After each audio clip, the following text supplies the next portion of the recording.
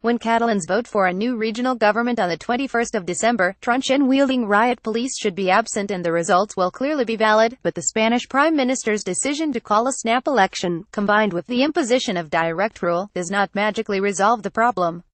Much could, and probably will, go wrong before then, as the cat-and-mouse game between Madrid and Catalonia's independence movement enters a new phase. It is still not clear that all separatist parties will stand. If they do, they look unlikely to maintain the unity that has turned them into such a formidable force. Conservatives and anti-capitalists were always a strange and strained alliance. Oriol Junqueras, who was sacked as deputy prime minister with the rest of the Catalan government on Friday, is expected to become the independence movement's leader as his Republican Left of Catalonia (ERC) party storms past more moderate rivals. Hundreds of thousands rally in support of Spanish unity in Barcelona. Video his warning on Sunday that the movement must now take decisions that will be difficult to understand reveals a terrible dilemma.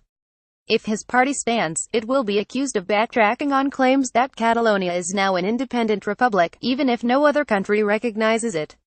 If it does not stand, it will be accused of cowardice. Mariano Rajoy's government in Madrid has challenged the deposed Catalan president, Carles Puigdemont, to stand so that voters can judge his behavior. Puigdemont, however, was a compromise candidate in January 2016 and will reportedly step back. His conservative Catalan European Democratic Party (PDECAT), a recent convert to separatism, has clearly lost its position as the region's dominant party. With emboldened unionists demonstrating in Barcelona on Sunday and many politicians already in campaign mode, the separatist side is mulling its options. In many ways, this is the best possible moment for the independence movement to go to elections. With some of its leaders now remanded in jail, but able to run as candidates, while Puigdemont and others face long-running court cases, sympathy is running high. The memory of police violence during the chaotic 1st of October referendum remains fresh. Rajoy wants voters to punish the separatists for the chaos of recent weeks and for any future disruption, including upcoming strikes. With Catalonia's biggest banks and companies moving their registered headquarters elsewhere and the lack of EU support now obvious to all, he hopes waverers will back down. Rajoy also expects a so-called silent majority of non-separatist Catalans to shake off their apathy and vote. This is risky, because the police violence on the 1st of October may have shrunk their numbers or they may prove to be a figment of unionist imagination.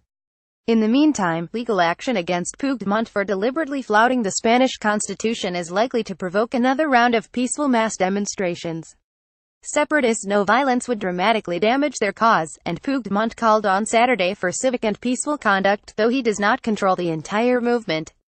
On Sunday, the only violence came from a small group of ultra-rightists who joined the unionist demonstration. Separatists will seek other ways to keep people mobilized. The remains of the deposed government could issue their own instructions to 200,000 public sector workers in the hope that some will defy direct rule. At a more local level, separatist mayors may also start a campaign of disobedience that leads them to court. The results of open elections are impossible to predict, especially because Catalonia seems to be almost equally divided into two. At the last regional elections in September 2015, separatists won 48% of the vote but took a majority of seats. After the events of recent weeks, a unionist victory would be deeply humiliating for the separatists, but Rajoy is taking a risk because a clear victory by the independence movement would help win the support that it lacks among EU governments. It may also finally oblige his Conservative People's Party to accept that the constitution which Spaniards, and Catalans, approved so massively in 1978 is overdue for a rewrite.